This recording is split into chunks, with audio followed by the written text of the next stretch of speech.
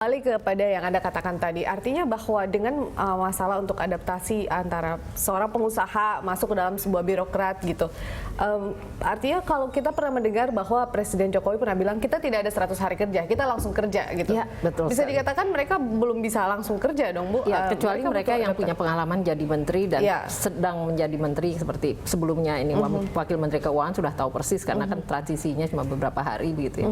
Jadi saya pikir itu bisa langsung kerja gitu ya. Yang memang mengkhawatirkan kalau itu politisi yang sama sekali nggak pernah memimpin sifat birokrasi gitu ya, dari politisi luar gitu lalu masuk, dah itu perlu waktu untuk belajar biasanya. Pertama dia paham dulu nggak kementeriannya itu gitu ya. Jadi saya lihat kalau kita perhatikan ada beberapa kementerian yang dimana nama-nama politisi di situ itu pilihannya adalah tentu dia mencari orang-orang yang bisa membantu dengan cepat begitu. Paling tidak kemudian melanjutkan kementerian yang sebelumnya begitu, menteri yang pernah menjabat sebelumnya dengan sejumlah tugas-tugasnya untuk ya, kalau yang sudah pernah sih nggak masalah seperti tadi disebut Lukman gitu, kalau sebelumnya dia adalah Menteri Agama ya saya pikir tidak ada masalah betul, gitu. Tapi yang benar-benar kita lihat ini nama dari partai yang belum pernah di birokrasi. Kalau Ibu Siti Nurbaya dia udah pernah di birokrasi aman gitu gitu ya. Jadi saya tidak melihat akan ada masalah. Tapi yang lainnya ini yang hati-hati sekali di mana diletakkan, karena kalau dia masuk ke kementerian yang strategis misalnya ESDM begitu ya, wah itu khawatir sekali gitu. Tapi mudah-mudahan ESDM bisa dipegang profesional atau orang yang memang tahu di bidangnya sehingga aman gitu. Dan mau belajar cepat begitu ya Bu ya? Betul, karena memang ESDM itu sumber daya yang sangat penting buat Indonesia ya. Jadi itu satu, dan keuangan juga sangat penting ya. Saya lihat kalau keuangan kelihatannya sudah aman. Di situ ada Pak Mardiasmo tadi disebut, ada yang disebutkan mungkin Wakil Menteri Keuangan. Tapi itu juga sudah aman karena sebelumnya sudah lama di Kementerian Keuangan. Jadi area yang masih agak kita belum tahu persis itu yang menteri teknisnya kan. Jadi tadi dan ada Menteri Tenaga Kerja ya, selain teknis itu kan pertanian, kelautan atau maritim sekarang namanya, atau tadinya ada kedaulatan pangan begitu. Nah ini yang penting-penting ini. Yang satunya lagi ya ada Menteri Tenaga Kerja yang kita juga khawatir ya kalau dari ketenaga kerjaan ini kan isu penting di dalam iklim investasi hari-hari ini, demo-demo begitu ya. Jadi kalau dihadapkan langsung demo dan harus apa begitu kan berarti masih mengandalkan birokratnya. Ya, dan apakah kita berharap ada perubahan drastis kalau kementeriannya itu dipimpin politisi? Saya khawatir tidak begitu ya.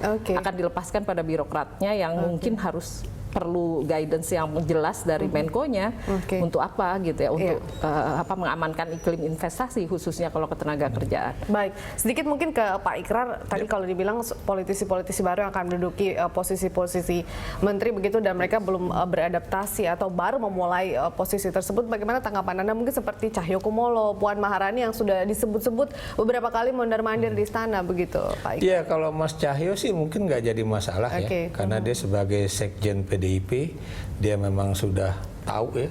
Sebelumnya juga dia juga di Partai Golkar ya, di Golkar, bukan di Partai Golkar tapi di Golkar, dia juga sudah tahu irama kerja dari birokrasi itu.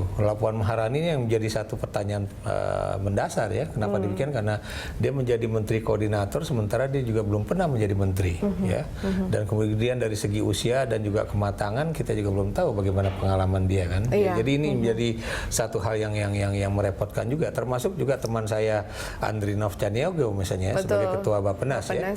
Ini kenapa demikian, karena dia juga masih termasuk sangat muda ya, dan kemudian dia harus memimpin orang-orang yang bertitel profesor doktor di Bappenas misalnya kan. Itu kan juga menjadi suatu hal yang boleh katakan tantangan tersendiri ya. Itu penyusunannya akan seperti apa nanti? Nah itu yang repotnya itu adalah kalau kemudian dia menggunakan power, itu akan menjadi suatu hal yang repot juga. Tapi kalau kemudian mungkin dia harus juga harus memahami juga ya bahwa tidak sedikit orang-orang di Bappenas itu adalah orang-orang yang berpengalaman dan juga bukan mustahil dari segi kesarjanaan juga lebih tinggi dari dia kan. Ini juga menjadi satu hal yang menarik, dan ini juga untuk pertama kalinya buat saya ya, dan dalam sejarah Republik mungkin baru pertama kalinya seorang alumni Departemen Ilmu Politik FISIP UI ya, di mana saya juga berasal, itu menjadi Menteri Bappenas gitu. Kenapa demikian? Karena selama ini kan biasanya orang-orang ekonomi pembangunan ataupun ekonomi yang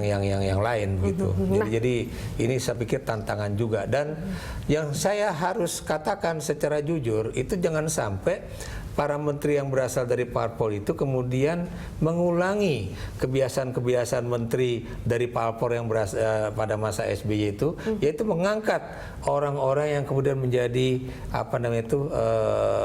memiliki jabatan-jabatan khusus ya. Dan Anda tahu jabatan khusus itu kadang-kadang dia menjadi pembantu menteri, tapi juga dia menjadi posisi antara menteri dengan birokrat. Yang Anda tahu kadang-kadang pasti akan terkait juga persoalan-persoalan permainan uang di situ. Dan Anda perhatikan aja kayak dulu kasus Muhaimin Iskandar kan juga seperti itu ya, di mana kemudian ada orang-orang khususnya yang kemudian menjadi orang yang kemudian bisa dipercaya untuk melakukan apa saja. Menurut Anda politisi akan ke arah sana begitu? Mudah-mudahan enggak ya. Dan buat saya sah-sah saja membawa orang dari luar kalau memang orang itu biasa kerja dengan dia, tapi kemudian jangan mengacaukan birokrasi pemerintahan yang ada ya. Akan lebih baik kalau kemudian dia berhubungan langsung dengan para eselon 1 dan eselon 2 dari kementerian-kementerian tersebut, dan kemudian menjadikan mereka sebagai kawan bekerja atau mitra kerja, bukan kemudian sebagai anak buah yang bisa disuruh-suruh seenaknya saja. Sebab itu yang kadang-kadang bisa menjadikan hubungan antara menteri dengan kalangan birokrat di kementerian itu bisa menjadi repot juga begitu. Iya, nama-nama menteri ini kemudian juga kan atas pertimbangan dan riset yang dilakukan oleh tim transisi Jokowi JK begitu ya Pak Ikrar ya. Sejauh mana Anda melihat kemudian koordinasi antara Jokowi JK sendiri dengan tim transisinya? Apakah Anda melihat juga bahwa ada sesuatu yang miss juga antara tim transisi pada saat memilih orang-orang tersebut dengan Jokowi JK, atau seperti apa? Kalau dilihat dari penundaan itu yang terjadi, di situ menunjukkan betapa tidak ada satu hubungan atau relasi yang baik ya antara tim transisi dengan partai-partai pendukung dan juga dengan Presiden Jokowi dan mungkin dengan Wakil Presiden Yusuf Kala. Tapi kalau kita lihat dari hasil yang ada sekarang yang keluar, di situ menunjukkan betapa representativeness ya. Jadi tingkat keterwakilan dari partai politik, kemudian timnya JK, timnya Jokowi kelihatannya mulai masuk, termasuk juga tim orang-orang percayanya Megawati. Artinya tetap terbagi rata begitu. Kalau saya lihat seperti itu. Walaupun kita juga mempertanyakan juga ya, saya beri contoh misalnya Menkumham misalnya kan, kita juga nggak tahu itu nama itu keluar dari mana ya, karena memang terus terang saya belum pernah mendengar nama itu ya.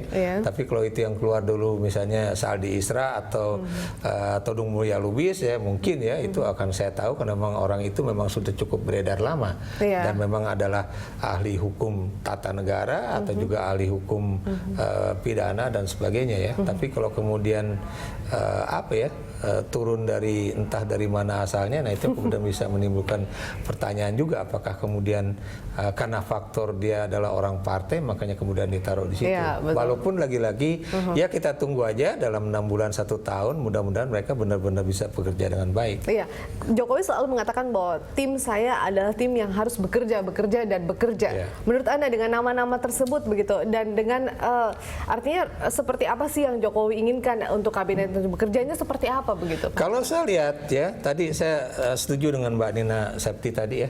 Itu jelas-jelas kalau tim ekonomi ya itu mendekati the dream team lah ya. Tapi kemudian bagaimana? Ini kan ada tim pelaksana, tapi tim di atasnya, yang tim di atasnya ini kan tentunya kayak Menteri Keuangan. Kalau Menteri Keuangannya mungkin oke ya, tapi kayak Ketua Bappenasnya itu apakah kemudian bisa membuat satu perencanaan pembangunan yang apik dan kemudian bisa dijabarkan ke dalam operasional di dalam kementerian yang teknis tersebut gitu kan. Kenapa demikian? Karena saya beri contoh misalnya, apa yang dimaksud dengan pembangunan maritim? Itu tentunya Bappenas harus bisa membuat dan itu harus implementatif, bukan sesuatu yang ada di awang-awang dan sebagainya. Artinya beda pemikiran yang satu dengan yang lain. Apa yang kemudian misalnya membangun ekonomi Indonesia sampai tingkat 7% dan 7% itu nanti bisa keuntungannya untuk dibagi-bagi 1 juta rupiah per keluarga miskin atau di bawah garis kemiskinan. Itu kan juga mesti cocok ya antara kebijakan di atas dengan kebijakan yang pada tataran operasional itu. Ya, Pak Ikrar dan Ibu Nina, kita tahan dulu perbincangan. Ini memang masih menantikan pengumuman nama-nama Kabinet Jokowi JK meskipun belum dimulai, tapi kita masih akan melanjutkan perbincangan. Pemirsa tetaplah bersama kami di Breaking News Berita 1 News Channel.